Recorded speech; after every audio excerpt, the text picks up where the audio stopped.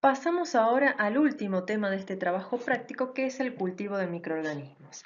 Para cultivar microorganismos en el laboratorio se utilizan lo que se conoce como medios de cultivo, que le brindan a los microorganismos todos los requerimientos nutritivos necesarios para su crecimiento y su desarrollo.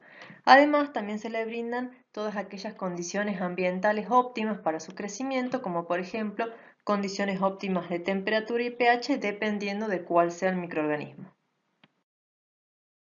Entonces, ¿qué es un medio de cultivo? Un medio de cultivo es una mezcla balanceada de todos los requerimientos nutritivos que necesitan los microorganismos en concentraciones tales que permiten su buen desarrollo o el buen crecimiento. En general, los medios de cultivo están formados por una base mineral, una fuente de carbono y una fuente de energía y también una fuente de nitrógeno.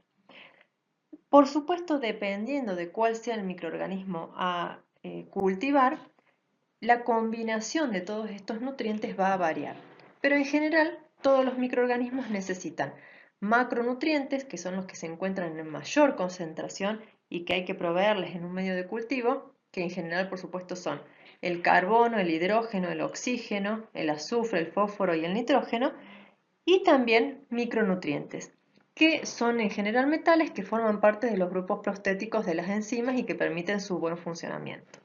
Otros microorganismos, además de brindarle estos macro y micronutrientes, necesitan lo que se denominan factores de crecimiento. ¿Qué es un factor de crecimiento? Es una sustancia que el microorganismo no puede sintetizar por sí mismo, pero que es muy importante y necesario para su crecimiento y correcto desarrollo. Otra cosa muy importante a tener en cuenta es que, dependiendo del microorganismo, va a ser la condición ambiental que le tengo que dar. Es muy importante, por ejemplo, controlar el pH a la hora de la preparación de un medio de cultivo. Por ejemplo, en el caso de las bacterias, el pH óptimo es neutro en general.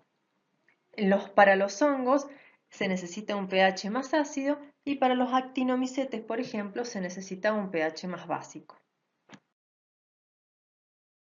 Los medios de cultivo se clasifican bajo tres aspectos distintos, por ejemplo, por el estado físico, por su composición química o por su uso en el laboratorio, es decir, por su función. De acuerdo al estado físico podemos tener medios de cultivo líquidos, que se denominan también caldos, medios de cultivo semisólidos y medios de cultivo sólidos. La diferencia entre un medio de cultivo líquido y un medio de cultivo sólido es que a este último se le agrega una sustancia que se conoce como agar y es un agente solidificante. Para diferenciar un cultivo semisólido, para preparar un cultivo semisólido o un cultivo sólido, lo que los diferencia es la proporción de agar que tengo que agregar.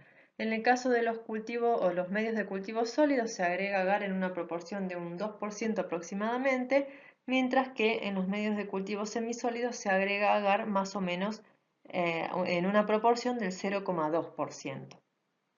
Cada uno de estos medios de cultivo se utilizan con diferentes fines. Por ejemplo, para dar algunos ejemplos, los medios de cultivo sólidos se utilizan mucho para el aislamiento, denominado así aislamiento en medio sólido, y también para observar las morfologías de las distintas colonias que crecen. En el caso de los medios de cultivo líquidos se pueden utilizar para un tipo de recuento que vamos a ver más adelante y también para hacer crecer células que han sido estresadas o se han visto estresadas. Y en el caso de los medios de cultivo semisólidos, permiten observar la motilidad de ciertos microorganismos. Es decir, esta característica del semisólido hace que los microorganismos, de acuerdo a su motilidad, se puedan mover justamente. De acuerdo a su composición química, entonces encontramos medios de cultivo sintéticos o químicamente definidos, que son aquellos medios de cultivo que tienen sustancias agregadas en proporciones que se conocen, o sea, todas las sustancias se conocen y también las proporciones en las que se agregan, y por lo tanto se pueden preparar adecuadamente en el laboratorio. Y después están aquellos complejos o químicamente indefinidos, donde al menos hay una sustancia que no se conoce cuál es la proporción que ha sido agregada. Por ejemplo, es el caso de aquellos medios de cultivo que poseen una sustancia que se denomina extracto de levadura. Y de acuerdo a su función o su uso en el laboratorio, tenemos medios de cultivo generales, medios de cultivo selectivos o inhibitorios y medios de cultivos diferenciales.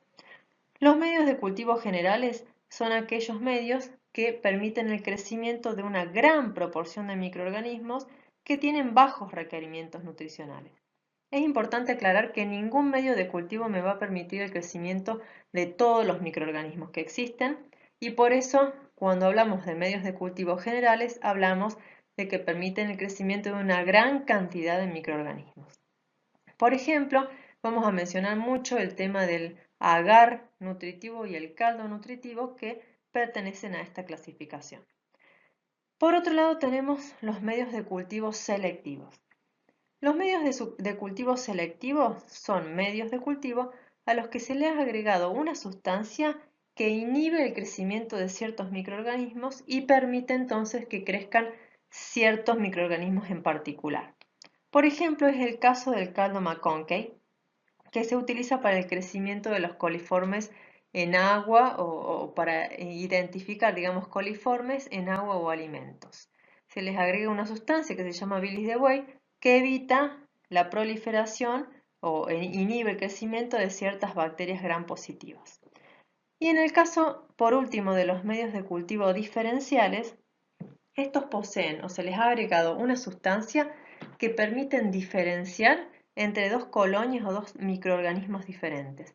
Por ejemplo, vamos a ver más adelante que en la preparación de inoculantes a base de Rhizobium, una de las técnicas para observar o determinar que no ha habido contaminación de ese inoculante con otros microorganismos es utilizar un medio de cultivo que se denomina SHEM, al cual se agrega una sustancia que se denomina rojo Congo. Los Rhizobium no son capaces de absorber este colorante rojo Congo, pero sí lo hace el resto de los microorganismos. Entonces, cuando se observan las colonias crecidas, se van a observar puntos o colonias rojas que indican contaminación con otros tipos de microorganismos. Bien, acá hay algunas figuras o fotos que les permite por ahí que se entienda un poco mejor lo que estuvimos hablando de la clasificación de los medios de cultivo.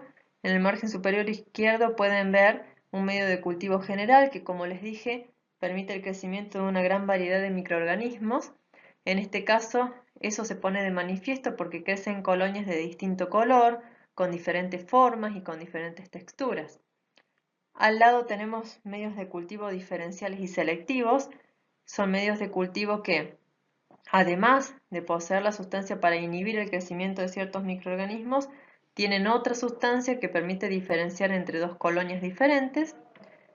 Abajo tenemos un medio líquido que ya lo vamos a ver más adelante con mayor detalle, medios sólidos acá en placas de Petri y un medio semisólido que se coloca en frascos.